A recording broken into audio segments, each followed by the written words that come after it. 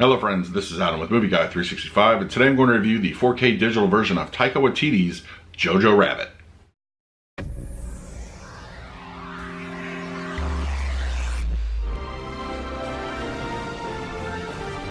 If you're new to the channel, please hit the like button, subscribe, hit that bell notification. I put out videos every single day. You can also find me over Twitter, Instagram, and Letterboxd at Movie Guy 365, as well as over at the Disney Magic Hour podcast. I'll put a link for that in the description. Alright, Taika Waititi's Jojo Rabbit is here on 4K digital. It is available over on iTunes and at VUDU, and it does offer the 4K Dolby Vision, which we'll talk about in just a second. And there will also be a 4K physical release, which I will be reviewing in the coming weeks as soon as it is actually in stores. So, the 4K digital, let's talk about that.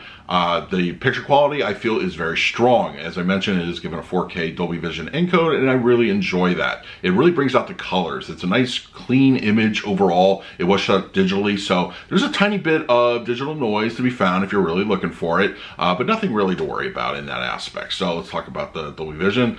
HDR, or the color palette on that looks great. It does.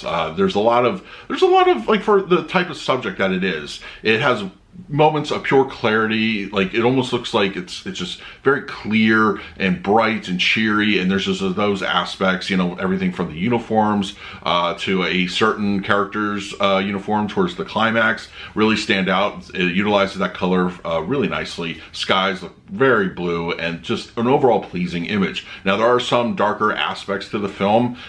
Things become a little bit more murky, gray, and that's pure intent. That's it's nothing to do with the process of filmmaking.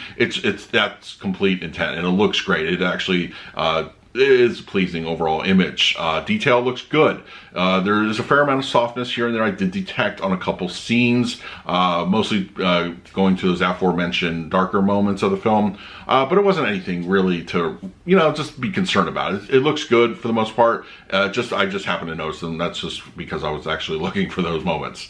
Black levels look good. There's a few nighttime scenes that the blacks seemed a little bit elevated. Now, I'm also wondering if that's a little bit due to the compression of the stream, but we'll double check that on the 4K physical release just to make sure. But I feel that for the most part they're good. They're few and far between, but I did notice them, and it was one of those things it was very easy to spot. But I think for the most part, it handles the black levels very nicely in most instances. So I'm very pleased overall with the 4K picture quality here. Audio-wise, we're given a 5.1.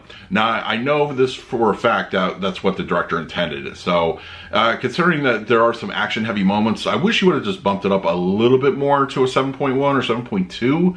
I don't think we needed an Atmos mix, but that would have also been nice. But what we get here is a standard 5.1. At its heart it's a drama comedy, and there are some moments of action here and there, so it's not heavily reliant on that. So I can understand to a degree, but I feel that I would have really liked to have seen just a heftier track overall. Now, there's a lot of dialogue choices, and I feel that the surrounds are utilized fairly well. Everything from voices to ambience, they sound great in those back speakers. No problems there whatsoever. I felt that there was a fair amount going on at any given moments.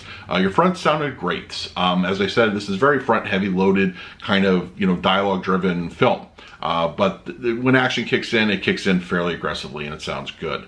Center channel, the dialogue comes through very clear. There were a few moments where I did detect it was kind of hard to understand, but I think I was just due to maybe a little bit of a mixing on that side, and maybe, you know, a character that wasn't speaking as clearly or close as they could have been. That was maybe a couple moments. Nothing to pull me out exactly. It was just something of note. The LFE sounds good. Those action scenes really kick in. It does its job. It's just not gonna, you know, it's not being aggressive about it. It's standard fare. It's not a bad look sounding LFE when those happen, but it's there. It's just average fare for the most part. So I'm gonna go ahead and give the picture quality of Jojo Rabbit a solid A-. I think it's good. It had a few issues here and there. Like I said, I'll check those on the 4K physical release just to rule out the compression problem that is potentially here. But I think for the most part, it is a solid, clean looking image, colorful at times, and when it needs to dull the tone, it does so, and I think it's effective. Audio wise, I hate to use the word disappointment, but 5.1 is utilized, and I feel it's not as good as it could have been.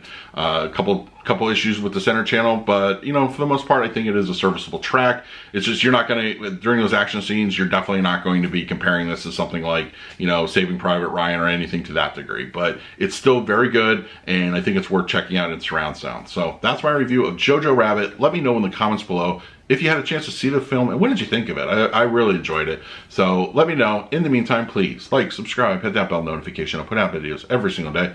So until next time, this is Adam with Movie Guy 365. I will see you at the movies.